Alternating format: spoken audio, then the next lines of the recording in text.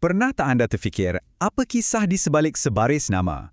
Hari ini, kita akan mengembara merentasi lautan dan zaman untuk menjejaki asal-usul orang Melayu Sarawak yang unik dan berlapis-lapis ni. Satu kisah yang sebenarnya tersembunyi dalam warisan Nusantara mereka.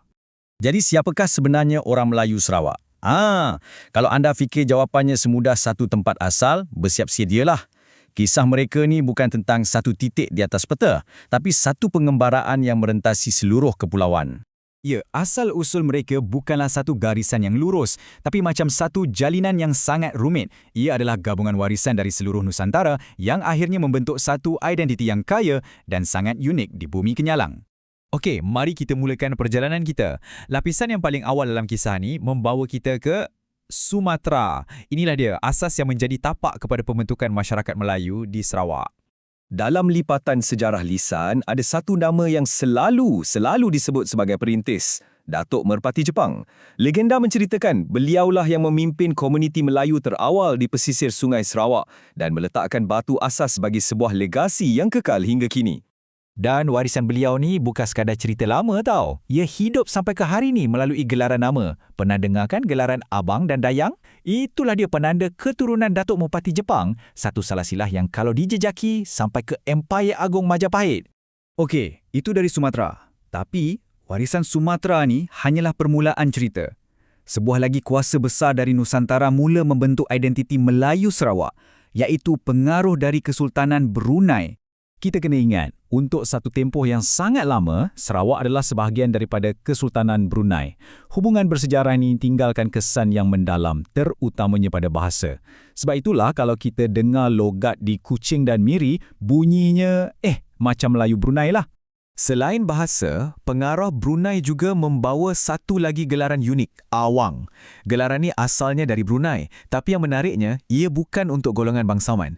Ia adalah satu panggilan hormat untuk rakyat biasa yang disegani dan dihormati oleh istana. Nak tahu tak betapa dalamnya hubungan ni? Cuba kita tengok komuniti Melayu Saribas. Mereka menjejaki salasilah mereka terus kepada seorang tokoh dari Brunei, iaitu Temenggung Kadir. Ini membuktikan yang jalinan sejarah antara Sarawak dan Brunei ni bukan sekadar hubungan politik, tapi dah jadi pertalian darah. Tapi, kisah Melayu Sarawak ni bukan cuma pasal pengaruh dari luar. Apa yang buat ia betul-betul istimewa ialah proses peleburan budaya yang berlaku di Sarawak sendiri melalui asimilasi dengan masyarakat tempatan. Dan proses ini berlaku dengan sangat harmoni tau. Cuba bayangkan macam ni. Seorang individu dari kaum pribumi, contohnya Iban, memilih untuk memeluk Islam. Perlahan-lahan, mereka mula menyerap dan mengamalkan budaya Melayu dan akhirnya mereka diterima sepenuhnya sebagai sebahagian daripada komuniti Melayu. Dan inilah dia, inilah kuncinya. Di Sarawak, menjadi Melayu tu bukanlah soal darah keturunan semata-mata. Ia lebih kepada soal budaya dan kepercayaan. Ia adalah sebuah identiti yang terbuka, yang dibina atas nilai dan cara hidup yang dikongsi bersama, tak kira apapun asal-usul seseorang tu. Jadi, kita dah tengok pengaruh Sumatera, Brunei dan asimilasi tempatan. Sekarang, macam mana semua ni bercantum? Kunci untuk kita faham keseluruhan cerita ini sebenarnya tersembunyi pada petunjuk terakhir, gelaran nama itu sendiri. Baiklah, jom kita pecahkan kod ni sama-sama. Gelaran Abang dan Dayang datang dari warisan Sumatera. Awang pula dari Brunei untuk rakyat biasa yang dihormati. Manakala Awangku dan Dayangku, yang ini lebih eksklusif. Ia khusus untuk kerabat diraja Brunei dari keturunan pengiran. Setiap satu gelaran ni ibarat satu bab dalam buku sejarah keluarga mereka. Tapi tunggu dulu. Ada lagi satu perincian yang sangat menarik. Kedudukan gelaran dalam nama tu boleh ubah segalanya.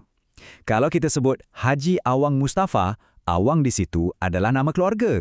Tapi kalau disebut Awang Haji Mustafa, Awang tu bertukar jadi gelaran kehormat.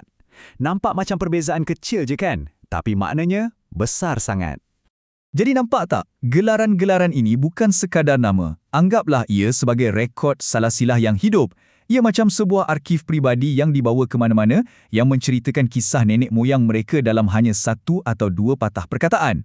Jadi, dah jelaslah kan, identiti Melayu Sarawak ni bukanlah sebuah kisah tunggal. Ia adalah satu mozaik hidup, warisan Nusantara, satu adunan unik dari Sumatera, Brunei dan asimilasi tempatan yang terus hidup dan berkembang sampailah ke hari ini.